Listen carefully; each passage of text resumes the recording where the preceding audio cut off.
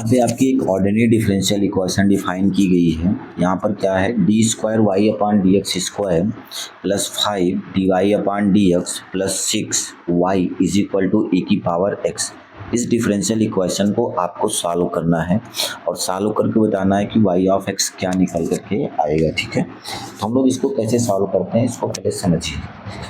ठीक है, सबसे पहला काम है, आप इसको इस फॉर्मेट में तो लिख सकते हैं ना, d square y plus 5 d y plus में 6 into y is equal to is equal to e to the power x. Okay, is equal to e to the power x. आप इसको इस फॉर्मेट में लिख सकते हैं। ठीक है, अब देखिए सबसे पहले आप यहाँ तक नोट करिए, हमको y कॉमन मिला तो हम इसको क्या लिखेंगे, D square plus 5 into D plus 6। y common निकालेंगे तो यहाँ से y कॉमन हो जाएगा और a की पावर x हो जाएगा।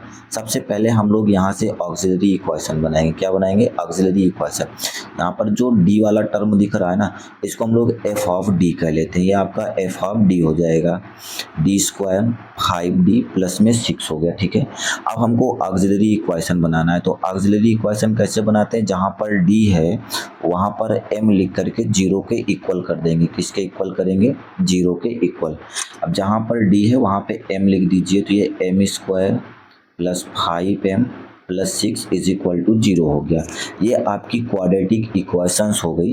जब आप इस क्वाड्रेटिक इक्वेशंस के फैक्टर करेंगे तो क्या निकलेगा, सबसे पहले आप इसका फैक्टर कर लीजिए। ये आपकी क्वाड्रेटिक इक्वेशंस है, इस क्वाड्रेटिक इक्वेशंस के हम फैक्टर करना चाह रहे हैं। तो कैसे करेंगे, 6 को 2 पार्ट में ब्रेक किया जाए, मल्टीप्लाई करने पर 6 आना चाहिए और ऐड करने पर कितना आना चाहिए, 5। तो 3 और 2 देखने को मिलेगा, m स्क्वायर जहाँ पे 5 है वहाँ पे हम लोग 3 प्लस 2 लिखेंगे, साथ में m प्लस में 6 is equal to 0। m square 3m plus 2m plus 6 is equal to 0। अब यहाँ से आप देखिए कॉमन, यहाँ से m कॉमन आ जाएगा तो m प्लस 3 हो जाएगा और यहाँ से 2 कॉमन आएगा तो m प्लस 3 हो जाएगा is equal to 0। m plus 3 और m प्लस 3 फिर से कॉमन दिख रहा है, तो m प्लस 3 यहाँ से कॉमन निकालेंगे तो यहाँ से बचेगा m plus 2 is equal to 0। अगर यहाँ से m की वैल्यूज़ की बात करेंगे तो यहाँ से आपको m बराबर -3 मिलेगा और -2 मिलेगा। ठीक है, तो यहाँ पे हम कॉम्प्लीमेंट्री फंक्शन बनाएंगे, CF बनाएंगे। यहाँ से जो CF की वैल्यू है C1 e की power 3x plus C2 e की पावर -2x हो जाएगा। ठीक है, ये इसका एक सोल्यूशन हो गया, लेकिन ये भी आपका CF आया है। अब हम लोग यहाँ से पर्टिकुलर इंटीग्रल निकालेंगे। क्या निकालेंगे, पर्टिकुलर इंटीग्रल। तो पर्टिकुलर इंटीग्रल कैसे निकालते हैं उसको सुनिए।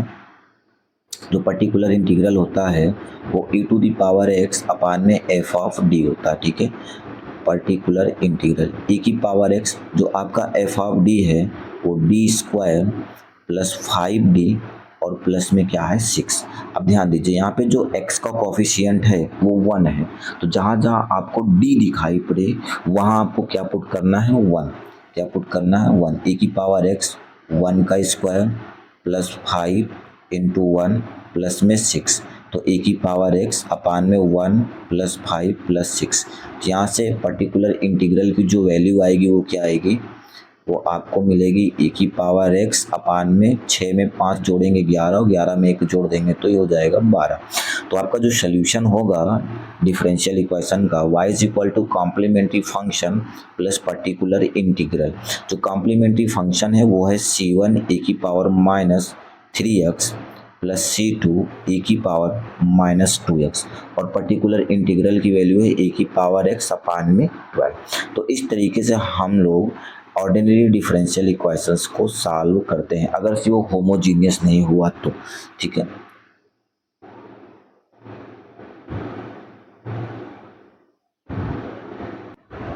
अगला क्वेश्चन आपका है d square y plus 5 d y plus 6 y is equal to a की पावर 2x। ये नॉन होमोजीनियस डिफरेंशियल इक्वेशन है। ठीक है, तो इसको सॉल्व करने के लिए आपको दो चीज़ें कैलकुलेट करनी पड़ेगी। क्या चीज़, एक तो आपको कॉम्प्लीमेंट्री फंक्शन निकालना पड़ेगा और दूसरा पर्टिकुलर इंटीग्रल निकालना पड़ेगा।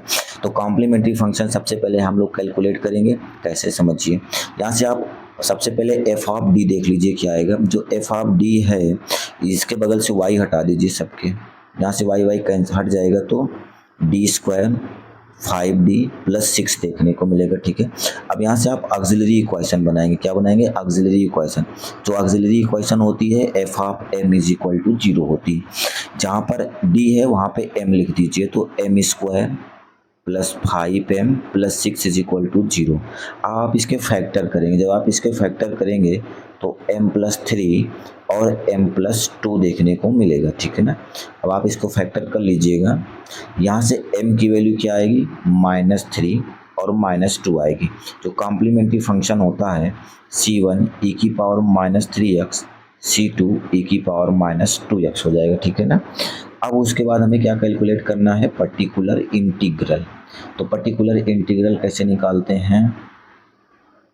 तो पर्टिकुलर इंटीग्रल के लिए आपको e की पावर 2x अपान में एफ डी करना पड़ेगा।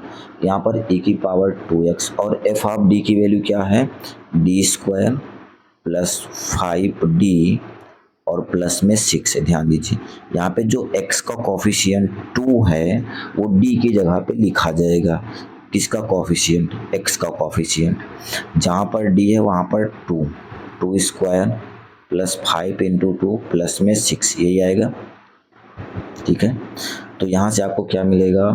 e की पावर 2x अपान में 4 हो जाएगा, 10 हो जाएगा प्लस में 6, तो e की पावर 2x अपान में 10 और 6 16 मतलब 20 आएगा।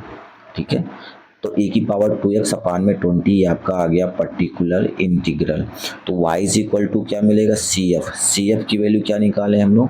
c1 e की power -3x plus c2 e की पावर -2x और पर्टिकुलर इंटीग्रल की वैल्यू क्या है? e की पावर 2x अपान में 20।